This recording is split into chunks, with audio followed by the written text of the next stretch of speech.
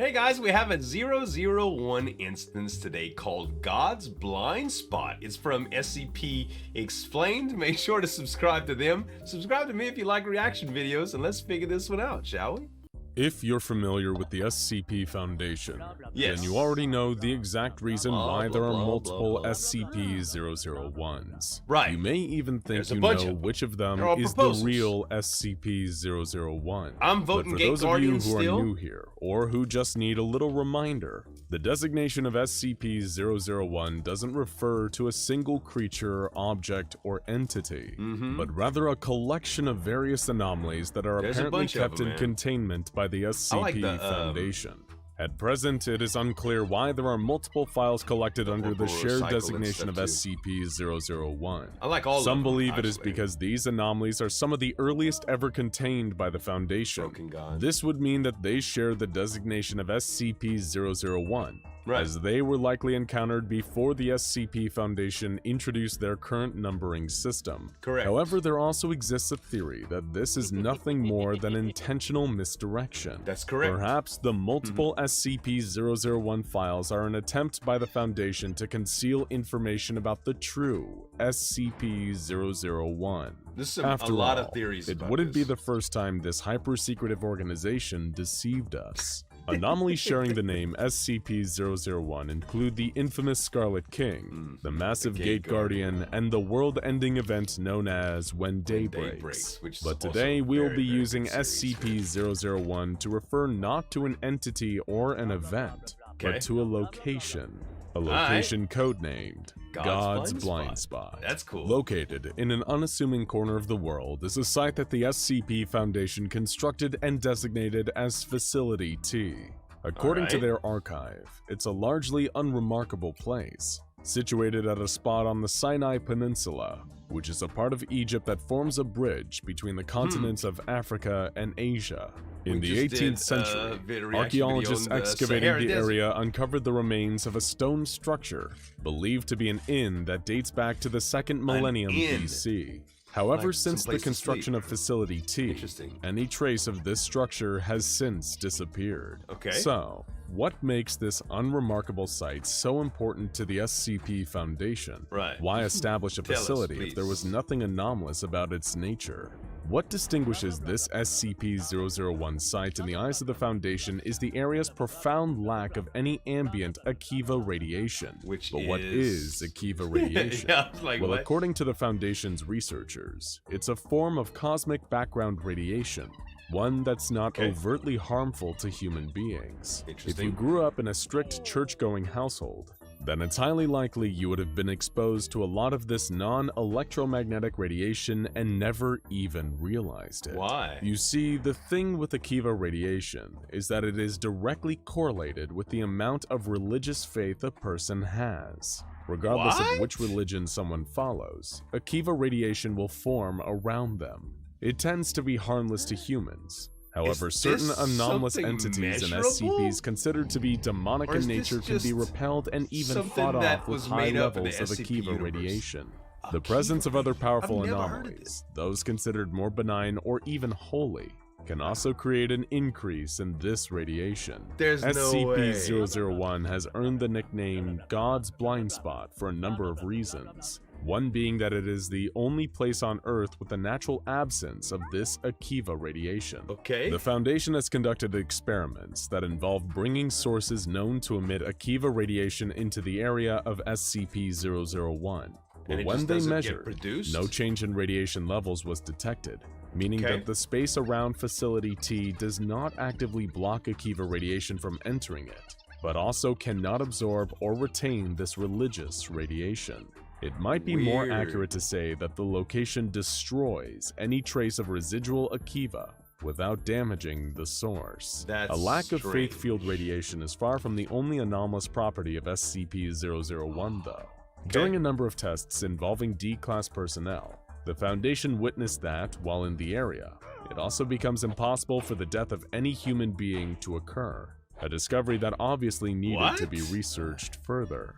The first test involved Okay. a healthy human male who was left in a containment cell on the SCP-001 site and observed. He had no supplies, no food, no Wow. water. Yet over 120 days, Horrible. this man stayed alive, never succumbing to starvation or dehydration. Completely. Next, a female member of D-Class was exposed to a Tortured. lethal dose of cyanide gas within Facility T, Wow. and suffered none of the expected effects. Okay. Foundation researchers then repeated this cyanide gas test using 30 common brown rats, all of which were killed, proving that it was only humans that couldn't be killed while within SCP-001. weird.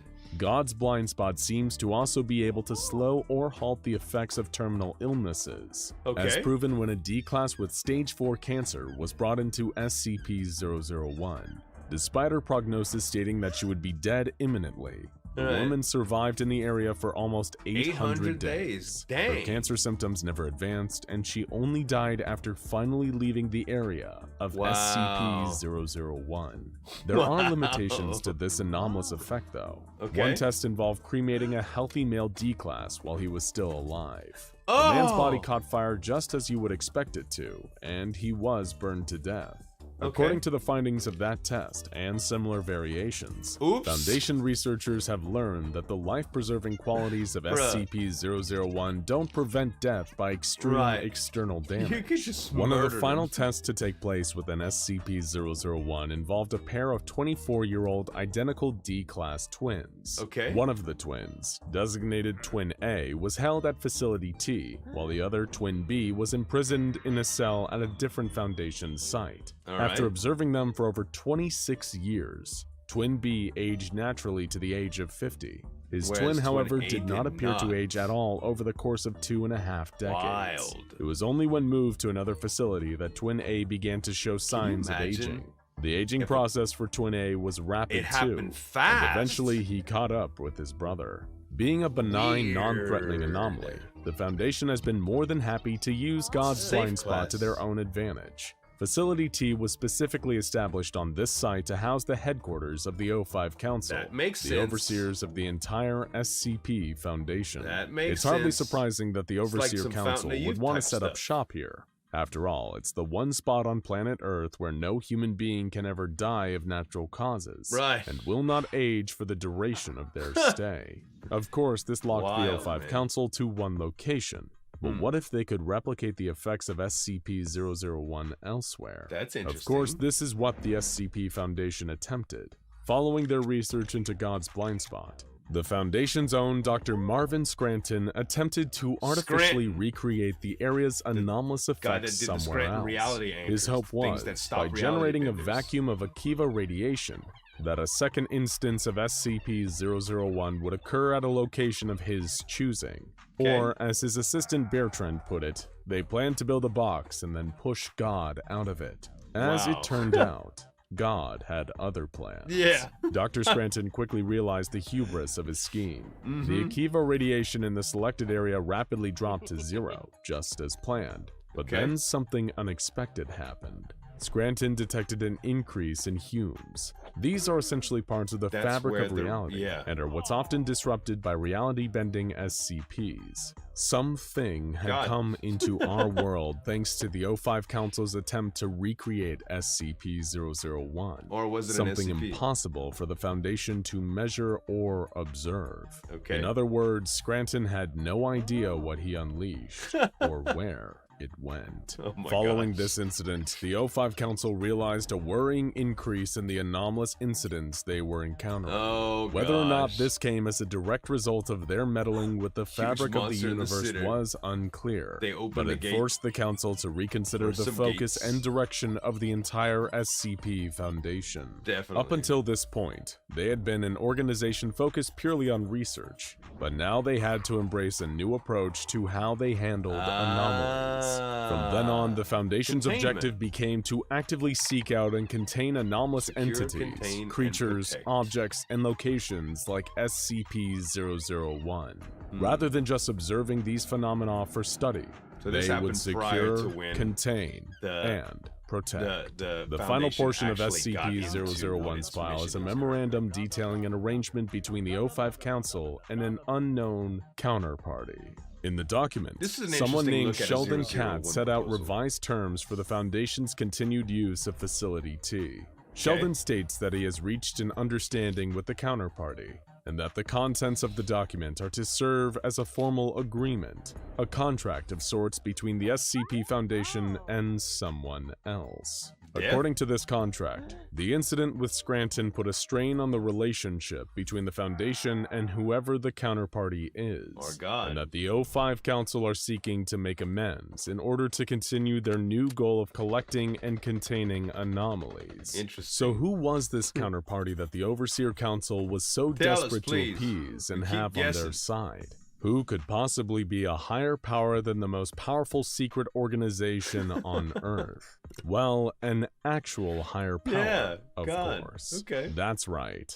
The O5 Council was making a deal with God over how they were allowed to use his blind spot, or at least a very powerful being that considers itself to be God. The rules laid out on their agreement stated that no person was permitted to stay at the site of SCP-001 for more than 120 years, including members of the O5 Council, along with other members of Foundation staff, management, researchers, security personnel, and test subjects. Additionally, the SCP Foundation's Ethics Committee was required to annually report any and all of the O5 Council's decisions to God. For his own part, God was restricted from smiting or exacting his terrible wrath upon any member of Foundation personnel.